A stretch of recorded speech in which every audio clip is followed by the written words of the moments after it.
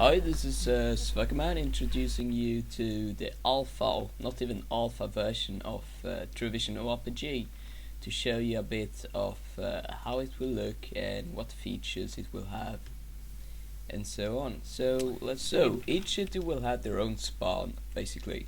So let's say that you save close to this city right here, then you will spawn over here when loading your character. Also, when beginning the game, you will also spawn here. So this is pretty much the only spawning place we have so far. Also, something interesting with Truevision ORPG is every house is kinda custom built, so you can actually enter every house and interact with almost everything in the house. What more do we have? We have caves as well.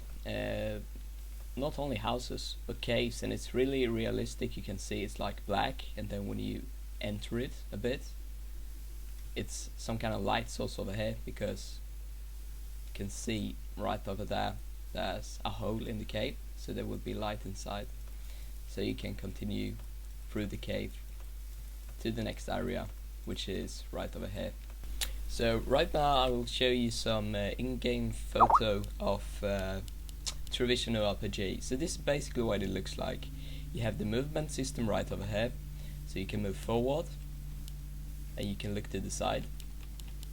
Also, you can turn around completely by pressing S, which is backwards. So it's a pretty decent movement system, to be honest with you. We also have, for inventory system and such, we have, this is the potion tab. So right over here you will store your potions. We got weapons, which will eventually be changed for equipment, and right over here you have 4 slots to put weapons, armor and so on, and it won't be like you need this tab opened for the stats to be, because we do them customly with triggers. So, and also they will only be for combat, of course.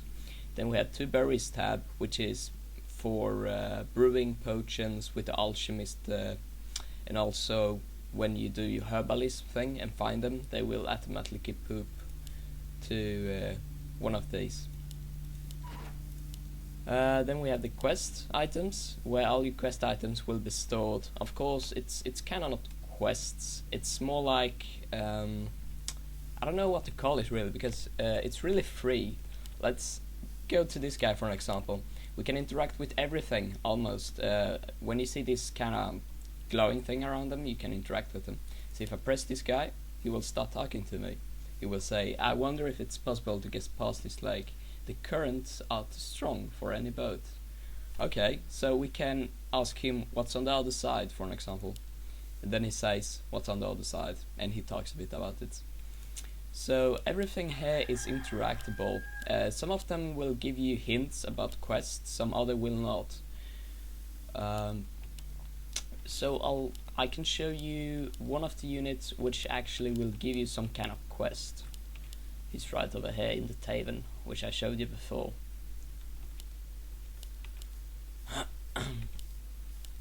So let's interact with him. And then he asks, "Greetings, may I offer you a drink?" So we can go, "No thank you, I'm fine." Or we can go, "How come there's a few flasks in those shelves behind you?" And then he will start to talk about some bandits stealing his beer. So then you can go and find the bandits and get back his beer. So this is basically what you do in Truevision. You go around, you gear up, you find quests, you interact with everyone and everything to get knowledge, and you spill up your gear, try and fight hard monsters, maybe invite some friends, or maybe kill some friends. You can do whatever. And also, when killing someone in PvP, you will be able to loot everything he got on him. At least that's the plan for now. We might change it to that you only can loot 2 items, which is equivalent, but we'll see about it later. So I will now show you the combat system of Truevision ORPG. At the moment it looks like this. Wait. So let's interact with this mage. He says, "Do you see this? This is the new floor I invented. Nothing is impossible with magic. You can do a moving floor if you want to." Okay. So let's go and insult him. Then let's battle. Okay, so do we want to bring nearby players into combat? Well, there are no nearby players because I play this in single player at the moment. So let's go no. Okay, this is what it looks like. I had two abilities. When using one of them, they will pop up two new. So it's very strategic. You need to time everything. You see this shield going on right here, protect barrier. You want to use it like the second before, or actually 6 seconds before, up to 6 seconds before he strikes me. So this is really useful if used in the correct way. Of course he can counter it. He can go healing himself or just buffing up. Meanwhile I have the barrier on, so that he doesn't waste his move, so to say. Then we have Spine Crush. Now Spine Crush deals extra damage if the target is affected by open wound. So let's say that you fight this NPC with a friend, then he can go open wound, and then directly after you can go Spine Crush, or both of you can go Spine Crush at the same time, and it will be very efficient. So let's try and go Spine Crush on him, just to get some damage going. Yeah. Let's slice. Yeah, there we are. Okay, now Thirst Stab will do the bleeding effect on him. So let's go that. Not enough mana. No. We need the... There we are, Spine Crush. But I think the buff disappeared now. Yeah, it did. Otherwise it would take extra damage. Let's see. Switch. This is a really good spell as well. You switch both of your spells just instantly and you recover 60 mana. So this is kind of like... no, other abilities. Like one of those. So let's do that. And also let's go for First Stab. And now slice.